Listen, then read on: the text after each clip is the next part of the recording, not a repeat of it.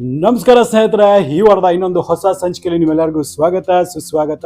ಈ ದಿನ ನನ್ನ ಫೇವರೇಟ್ ಮತ್ತೆ ಅದ್ಭುತವಾದ ರೆಸಿಪಿ ಒಂದು ಮಾಡ್ಕೊಡ್ತಾ ಇದ್ದೀನಿ. ಅದು ಯಾವುದಪ್ಪ ಅಂತ ಹೇಳಿದ್ರೆ ಸಬ್ಬಕ್ಕಿಯ ಮಸಾಲ ವಡ.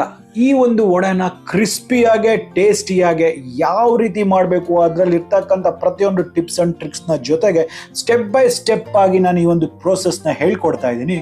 ಹಾಗಾದ್ರೆ ಮತ್ತಿನ್ ಯಾವುದೇ ತಡ ಮಾಡಿದಿರಾ, ನಡೀರಿ ಈ ಒಂದು ಅದ್ಭುತವಾದ ರೆಸಿಪಿ ಯಾವ ರೀತಿ ಮಾಡಬೇಕು ಅನ್ನೋದನ್ನ ನೋಡೋಣ.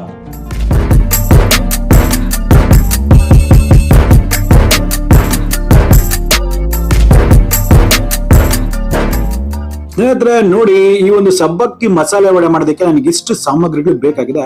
ಇಲ್ಲಿ ಮೊದಲನೇದಾಗಿ ನಾನು ಈ ಲೋಟದಲ್ಲಿ ಸುಮಾರು 1 ಕಪ್ನಷ್ಟು ನಾನು ಈ ಒಂದು ಸಬ್ಬಕ್ಕಿಯನ್ನ ನಾನು ತಗೊಂಡಿದ್ದೀನಿ. ಈ ಸಬ್ಬಕ್ಕಿಯಲ್ಲಿ ನಾನು ಹೆಚ್ಚು ಈ ಒಂದು ಕಪ್ನಲ್ಲಿ 3/4 ಕಪ್ನಷ್ಟು ತಗೊಂಡಿದ್ದೆ. ಸೊ ಇದನ್ನ ನಾನು ಏನ್ ಮಾಡಿದೀನಿ, ಇದನ್ನ ಒಂದು ರಾತ್ರಿ ಅಥವಾ 8 ಗಂಟೆಗಳ ಕಾಲ ನಾನು ನೆನೆಸಿದ್ದೆ. ಸೊ ನೋಡಿ, ಅಷ್ಟು ನೆಂದಿರ್ತಕ್ಕಂಥ ಸಬ್ಬಕ್ಕಿ ಈ ಒಂದು ಕಪ್ಪಲ್ಲಿ ಎಕ್ಸಾಕ್ಟ್ಲಿ 1 to ಡಬಲ್ ಆಗೋಗ್ಬಿಟ್ಟಿದೆ. ಹೆಚ್ಚು ಕಮ್ಮಿ ನೋಡ್ತಿದ್ರಲ್ಲ, ಈ ರೀತಿ ಸಬ್ಬಕ್ಕಿ ನೆನಿಬೇಕು.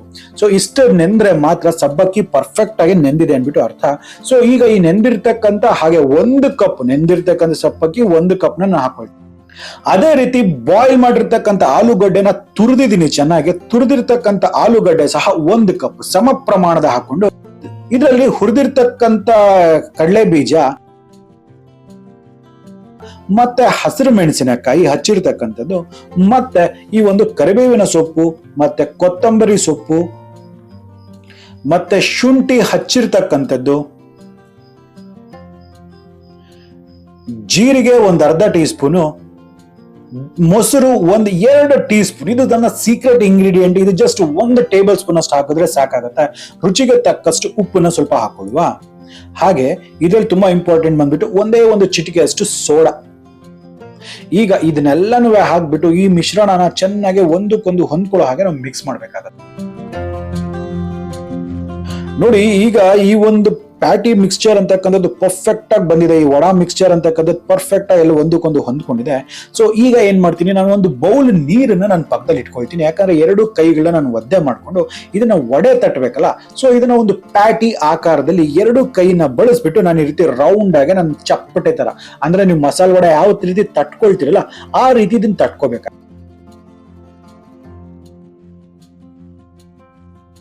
ನೋಡಿ, ಈ ರೀತಿ ಮಾಡ್ಕೊಂಡು ನಾವೆಲ್ಲ ಪಕ್ಕಕ್ಕೆ ಇಟ್ಕೊಳ್ಳೋಣ.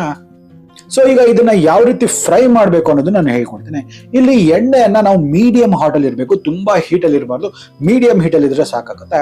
ಸೊ ಈ ರೀತಿ ತಟ್ಕೊಂಡಿರ್ತಕ್ಕಂಥ ಈ ಒಂದು ವಡೆಗಳನ್ನೆಲ್ಲನೂ ಎಣ್ಣೆಯಲ್ಲಿ ನಿಧಾನವಾಗಿ ಬಿಡು. ನೋಡ್ತಿದ್ರಲ್ಲ ಸ್ನೇಹಿತರೆ, ಈಗ ಈ ವಡೆಗಳೆಲ್ಲ ಚೆಂದ ಕ್ರಿಸ್ಪ್ ಆಗಿದೆ. ಸೊ ಇದು ಹಾಕಿದ ತಕ್ಷಣ ನೀವು ಯಾವತ್ತೂ ತೆಗಿಬಾರ್ದು, ಸ್ವಲ್ಪ ಕ್ರಿಸ್ಪ್ ಆಗೋದಕ್ಕೆ ಬಿಡಿ. ಸೊ ಈಗ ಸುಮಾರು 1-2-3 ನಿಮಿಷ ಆದ್ಮೇಲೆ ಈ ತರ ಕ್ರಿಸ್ಪ್ ಆದ್ಮೇಲೆ ಈ ರೀತಿ ಬರುತ್ತೆ. ನೋಡ್ತಿದ್ರಲ್ಲ ಎಷ್ಟು ಪರ್ಫೆಕ್ಟ್ ಆಗಿ ಈ ಒಂದು ಸಬ್ಬಕ್ಕಿ ವಡೆ ಅಂತಕ್ಕಂಥದ್ದಾಗಿದೆ ಅನ್ಬಿಟ್ಟು. ಇಷ್ಟು ಸುಲಭ ಈ ಒಂದು ಸಬ್ಬಕ್ಕಿಯ ಮಸಾಲೆ ವಡೆ ಮಾಡ್ತಕ್ಕಂಥದ್ದು. ಸೊ ನೋಡ್ತಿದ್ರಲ್ಲ ಎಷ್ಟು ಸುಲಭ ಇದು ಅನ್ಬಿಟ್ಟು. ಸೊ ಇದನ್ನ ನೀವು ವ್ರತಗಳಲ್ಲೂ ಸಹ ನೀವು ಇದನ್ನ ಉಪಯೋಗಿಸಬಹುದು.